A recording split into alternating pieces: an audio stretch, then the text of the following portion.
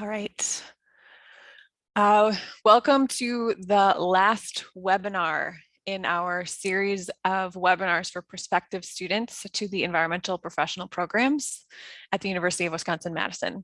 I'm Sarah Graves. I'm one of the program coordinators. I'm joined by my colleagues, Megan Kautzer, who is also a coordinator, and then our director, Nathan Schulfer. So they will be presenting and answering questions today as well. Like we do with all these webinars, we're going to start with a quick intro of the professional programs. In case this is your first time here, your first time hearing about these programs, we'll give you just a 5-minute intro, and then we'll dive into the topic for today, which is reminders and tips for a strong application. As a reminder, if you haven't seen it before, all these webinars are posted online for you to view later. So you can see our full series of webinars and view the videos at your convenience.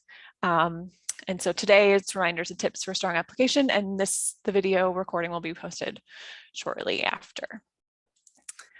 So let's jump into the 5-minute intro. After that, I'll throw it over to Megan to start talking about the curriculum.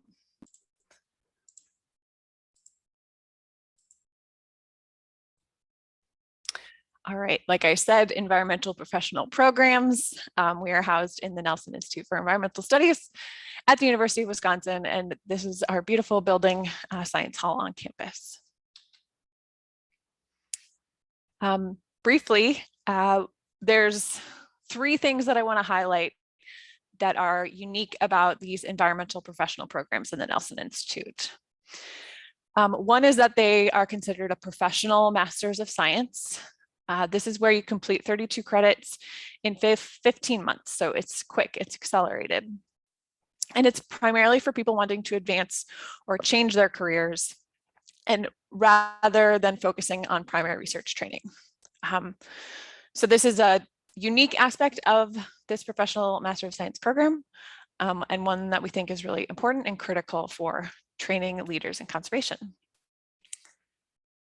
We also think it's unique and critical that this is a cohort-based education where you spend time in the program with your small group of peers. So all students start together in the summer, and cohorts range from 15 to 30 students. So you're really interacting and learning with your peers, and you have a lot of interaction with the director and the coordinators and your instructors. We're not a huge program. We really believe in the value of connecting with your peers. And finally, this is an interdisciplinary program. So you get interdisciplinary training. You get technical skills with application to real world issues. And we know real world issues aren't just thinking about the biology or working with people or institutions. It's this combination of a lot of different disciplines that you need to be aware of, and you need to know how to interact with people from those different disciplines to be successful for conservation. So we provide that training, and then importantly, we provide opportunities to grow your network across these many disciplines. So you don't have to fit just in one silo. You get to exposure to a lot of people from different disciplines. We have 2 program options. So we say environmental professional programs, and those 2 programs are environmental conservation and environmental observation and informatics. So environmental conservation briefly focuses more on like the people side of conservation. So how to work with people, how to manage programs, how to apply that science and communicate it effectively, all to make effective use of knowledge and information to make conservation successful. The environmental observation and informatics program, on the other hand, is more focused on data. Obviously, there's people as part of it as well, but it's how we can use remote sensing data and GIS informatics to support conservation decisions, conservation action.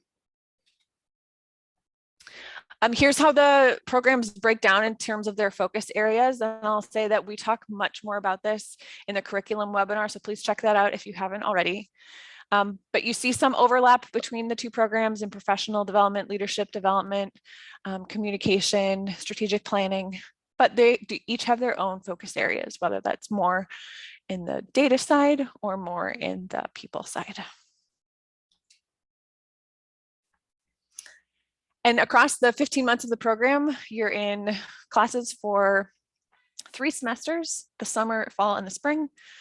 And then that final summer is spent on a project in a placement with an organization. We consider this a hybrid program because it's a combination of in-person and virtual learning. So you spend the first 6 or 7 months in Madison, checking out the lake and the cool scenery. And then you have classes online for the spring. And then you work with an organization in the summer. And working with an organization is one of the best things about this program. We talk much more extensively about this in our webinar on what is a professional master's program. But essentially, rather than doing a research thesis, you work with an organization on a leadership project during that final summer. And it really is a blend of your passions, strengths, and professional interests with organizational needs. So it's finding that nice match where you can grow and be successful, but also the organization gets valuable work to advance their current goals and priorities. All of this information is online if you want to get an overview of the program.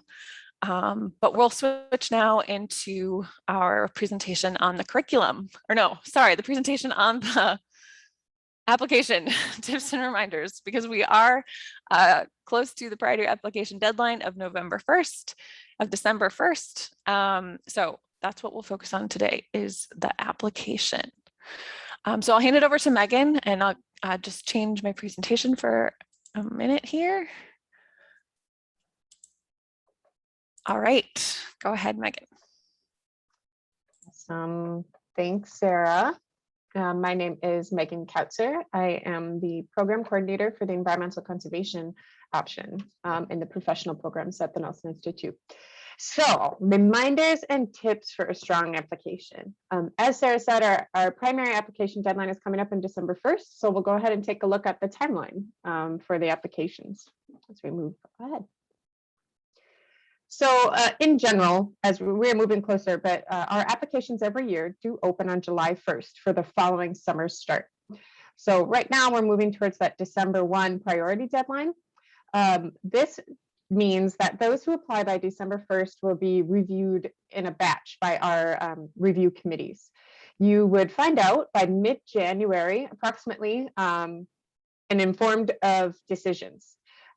Sent any letters to let you know if you're admitted to the program or waitlisted, et cetera. So we do also recognize that as we start in June of every year, we are able to extend the deadline beyond our priority deadline to a rolling application. So those that come in after December 1st would be reviewed on a rolling basis. Because it takes quite a bit of time and a lot of steps as an international applicant, we do have a February 1st secondary deadline for international applicants and an April 1st secondary deadline for domestic applicants. And then the exciting part is that in late May, early June, depending when Memorial Day falls and how the semester starts, that's when our program starts. We come together as cohorts and kick off the program. So just a quick overview of the environmental professional programs application requirements. Likely anybody who's going to apply to the program has seen these, like the boxes that you need to check off. So what we're going to do today is talk through these components and just give you some tips and recommendations for how to really make these strong on what our review committees are looking for. So as you can see, you do need a resume or CV, a statement of interest, letters of recommendation, a professional portfolio for those in the EUI applicant pool, submitting your unofficial transcripts, and then we'll also briefly discuss the GRE, which is typically not required, but we'll share when we do request it, as well as the TOEFL or the IELTS language exams. So we'll start with a resume or CV. The main question we get about this is, do you prefer a resume or a CV? I would say whatever you have prepared that you feel best displays your professional background and experience is what you should submit. There is no preference for a resume versus a CV, just whatever you feel is going to be the best representation of you and your experience. The second component that we'll talk a little bit more about is the statement of interest. So a statement of interest should tell a story really of why you're interested in the EC or EOI program. So we generally advise people to answer these two questions here. Why are you interested? And how will you be successful? So to start with the first, why are you interested in? It's great to have some sort of background. So what brought you here? Why are you applying to an environmental master's program? Giving some background of your connection as to why you're passionate about this space, it's really a great opportunity for you to share that this is a space you truly care about and that you're going to put in your effort as you join us in the cohort. Additionally, some more that could be built on in a different part of your statement might be, how is this program that you're applying to the right fit for your goals? Additionally, are there specific aspects of this program that you're drawn to? So recognizing that these are professional Master of Science degrees, they are unique. There might be components of the curriculum that you're really drawn to, or the timeline of 15 months to having an MS degree is appealing, or perhaps the focus on connecting people and wildlife, or a focus on being able to solve problems using cutting edge technology. There are probably components about the program that you're applying to that are really appealing to you. And this is a great space to share why. Because ultimately what the review committee is looking for is, are we the right match? Are we a good fit? Do we offer what you're looking for? And would you bring your energy and your passion and add capacity and enrich the cohort experience? So the second component that typically would come out in a statement of interest is, how will you be successful in the program and at graduate level coursework? So thinking about questions like, what makes you professionally prepared? What makes you academically prepared? And this is also a great place, this statement is a great place to address anything else in your application as needed. Meaning, if you feel like you had a lower GPA and it doesn't adequately represent what you feel like where you are as a professional, where you are academically, this is a great space to speak to that. Overall, this statement is really just, like I said, that opportunity to share with us why we would be a good fit. So why are you interested in the EOI or EC program? How would you benefit from the program, and why would you be successful? So overall guidance for it, and I did forget to mention, it's not a research or thesis-based program. So just reiterating that while we're not deterring those who might want to go into research or considering a PhD, the reviewers do like to see that you speak to these other components on the bottom there. Yeah, you do not need to identify a faculty researcher in your statement. You don't need to specify a research question that you would do for a thesis or anything like that. So what we're really looking for is this student a problem solver? Do they want to be a change maker? How have they shown up and want to show up in environmental conservation and work in the future? Thanks, Sarah. So just some general guidance for your statement of interest. We typically suggest 1 to 1.5 pages, no more than 2. We feel it'd be better to share what you have to share in that 1 to 1.5 page. Double spaced, professional in tone.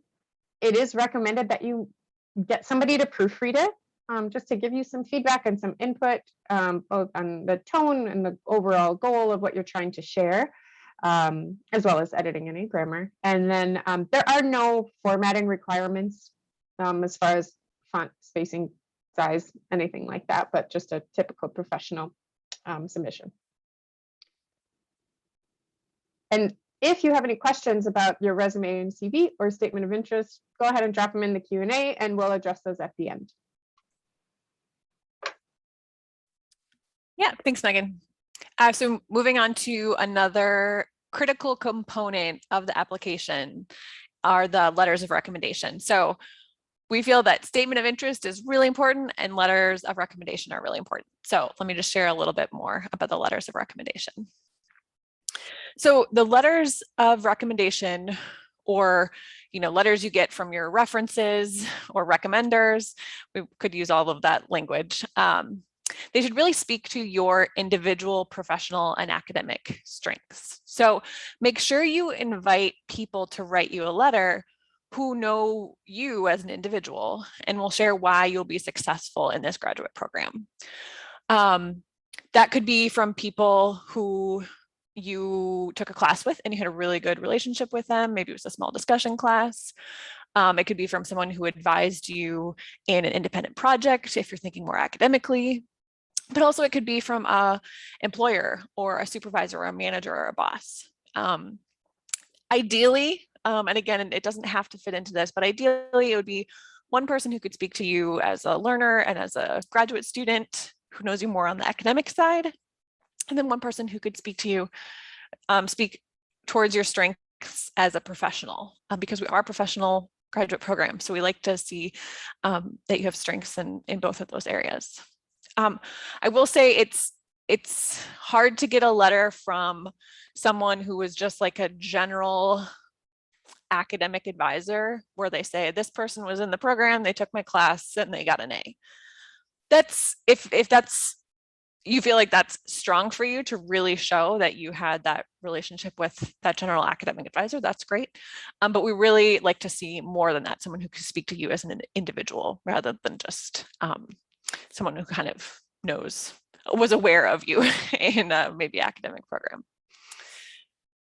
Another key thing that we think is really important is that you share with these people who you're inviting to write a letter that this is a professional program. So it's often best practice when you reach out to these people to say, hey, here's what I'm thinking for grad school. Here's the program. Here's why I'm really interested in it.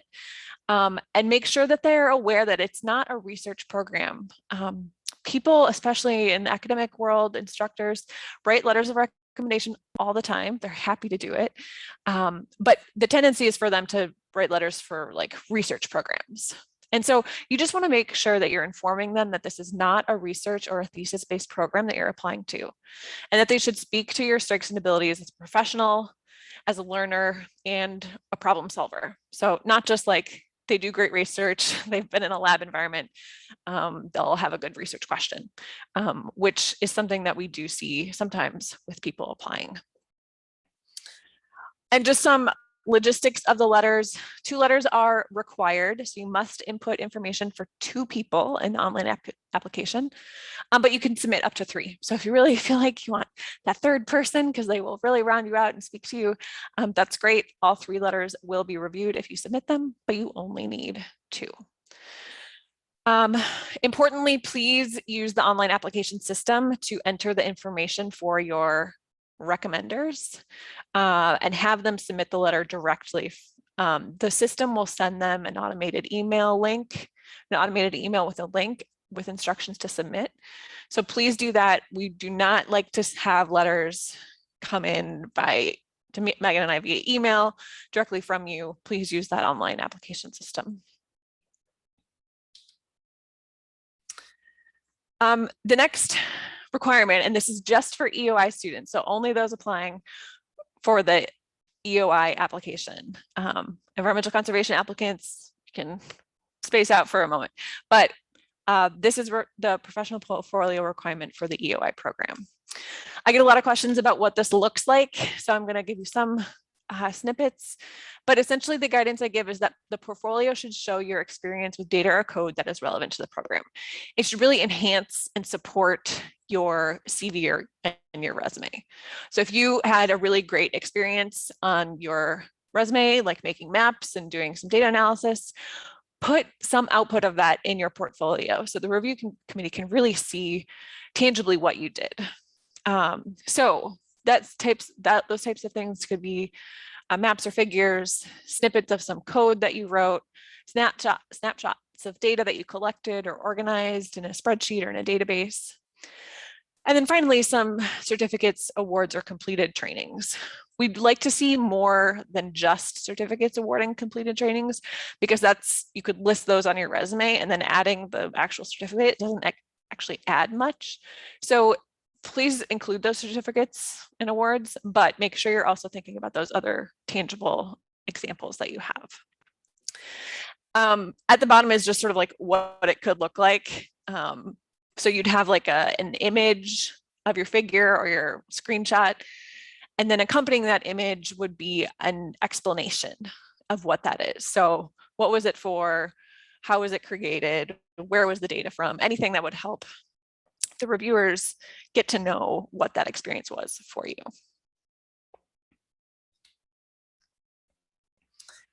Okay, and these final two requirements are important, and they are things that we look at as a program, so transcripts and these test scores, but also these are the requirements that the graduate school looks at and requires like a second review after the program. So number 5 here, if you paid attention, you'll notice that it now says official transcripts. I want to highlight that when you submit your application on December 1st, you only need unofficial transcripts.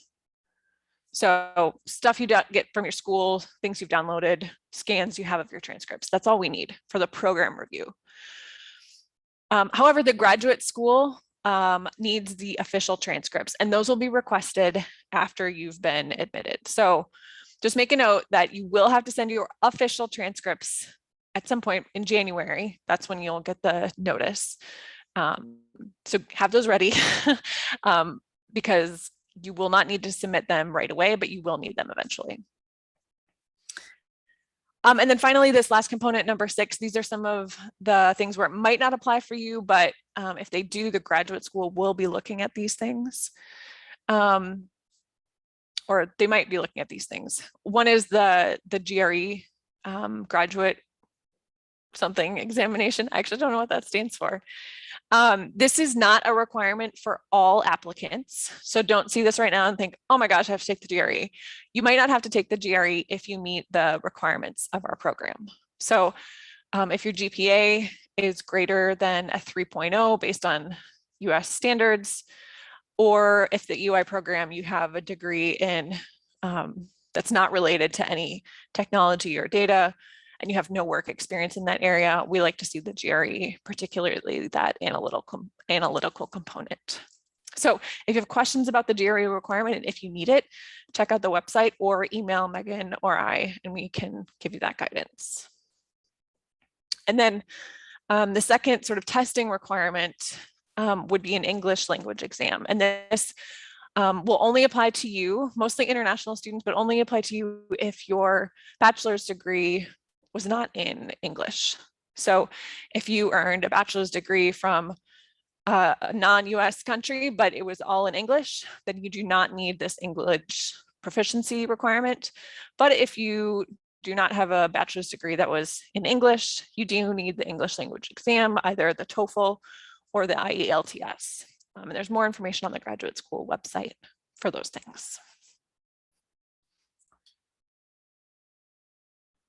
And then finally, not related to the program application, but just as important, is our application for tuition assistance. So this is a separate application that qualifies you for a financial award to reduce your program tuition.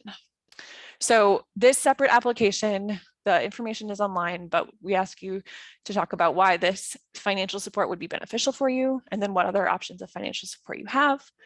And we do require that this is submitted or you apply by December 1st, because it is reviewed with your program application.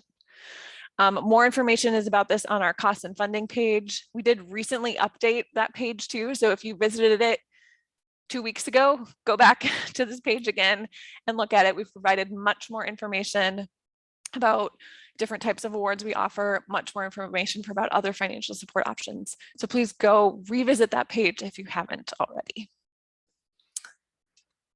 Okay, that's all we'll cover. We're happy to answer questions now. please know that a lot of this information is also on our website if you want to go back and check anything. But we'll have time for questions here. We'll be online for as long as is possible, or as long as is necessary to answer your questions. And just know that you can always get in touch with us afterwards if you do have to leave soon. Okay, so any questions that have come in, Megan and Nathan? Yeah, there is a question. It's Okay. about GRE scores. If you need to submit GRE scores, they do need to be up to date. They can't be old or expired scores. So if you have any questions about, again, if you even need to submit them, it's not like there's a little bit of gray area in there, and it requires thinking a little bit more holistically about your completed application. So I would just check with Megan, Sarah, or myself about if you even need to submit them, if you have any questions. But if you did, yeah, they would need to be the updated ones. They wouldn't be able to be expired. I think is it 5 years is the grad school requirement? Yeah. 5 years. Yeah. And I think that's because the test changes. So how it's evaluated changes. So you might submit old scores and then the graduate school, or we look at a different breakdown and it might not be accurate for you. So it's mostly just because the test is updated.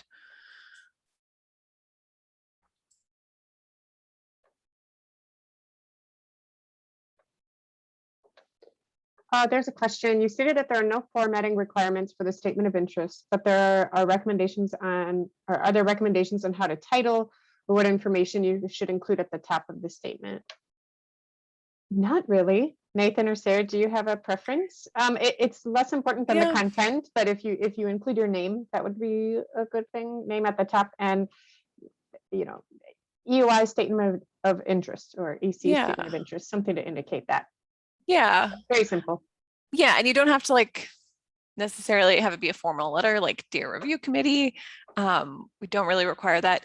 Your statement will never be separate from your other information. So no one will ever see your statement and not know that it's tied to your application. So don't feel like you have to repeat anything about your name or your contact information or anything like that. Everything will be reviewed together. So you can kind of avoid some of that extra stuff you might want to include.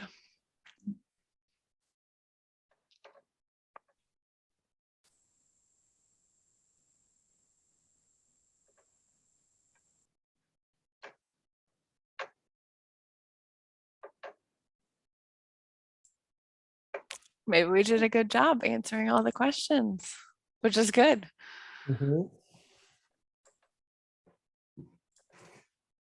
Here's a question.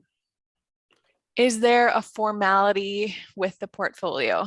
By formality, I'm not sure what you mean, but I would say that it doesn't have to be super professional. I mean, it's not like you are going out and submitting a portfolio for like a contract bid. In the structure and the formatting, I think what I've seen works best is for it to be, 5 pages, and each page has an image and then a description. You can, format that, make it look nice, make it look pretty, give it some good structure. You could put a title on each of those pages, but the basic thing is to communicate like a visual example of something and then a description of it. And each something should be a different page. It doesn't have to have like a table of contents. But that's the most helpful. Again, people will review your portfolio with all your other materials. So if it can be somehow tied, or you can reference like something you say in your resume, or like if there's a class number, that's great, that's helpful. But it doesn't have to be anything like super formal. We don't want you to spend time worrying about that. Just worry about the content that's in there. And it just a heads up for the portfolio. If you are putting images in, which it should be visual. Know that there's a 4 megabyte size file limit. So you might run into errors with uploading the application. It might be like file too big, especially with images. So you'd have to reduce the file size some way, usually compressing those images. If you run into any issues uploading that, email me the original file with a link or an attachment and I can compress it and then I'll just send it back. So don't get stressed out about that.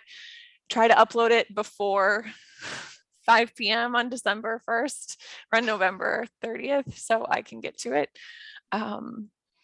But if you email me, I will see it and we'll get it uploaded and then you can submit shortly after. So don't stress out about that technical issue. The application does not lock on December 1st or November 30th at 11:59.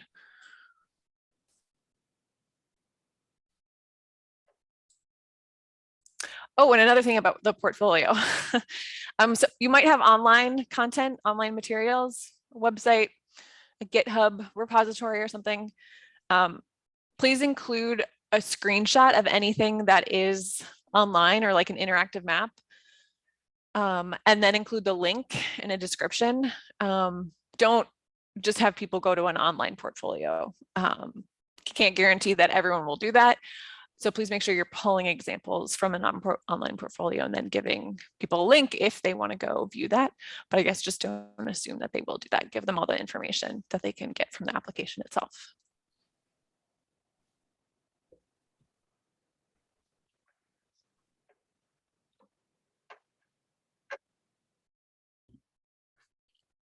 Good questions. Yeah.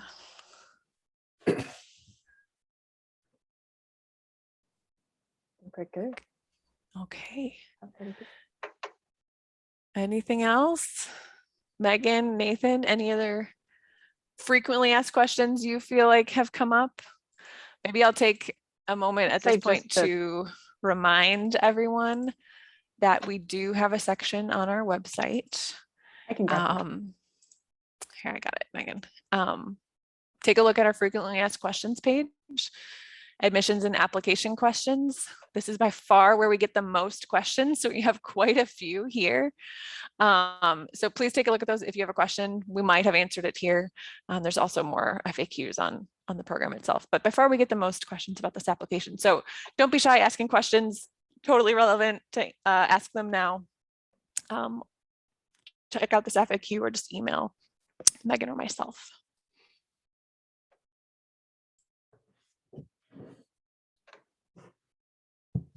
And thanks for putting that in the link in the chat, the link in the chat.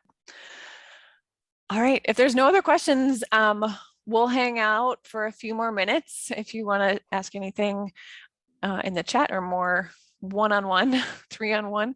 I'm going to go ahead and end the recording. Thank you all for coming to this last webinar series. Again, don't hesitate to reach out or contact us by email or the contact us page on our website. We got about a couple weeks for the application, so it's not too late to review stuff. It's not too late to ask your letter writers now. I'd say do it today. Give them 2 weeks, but it's not too late to get things started. And again, if you have questions, just reach out. We're here to help. So thank you all for coming. The only thing I would add is if you do discover this after December 1st, please reach out and know that it is open on a rolling basis until February 1st for international students and until April 1st for our domestic students. Perfect. All right. Thank you all for coming.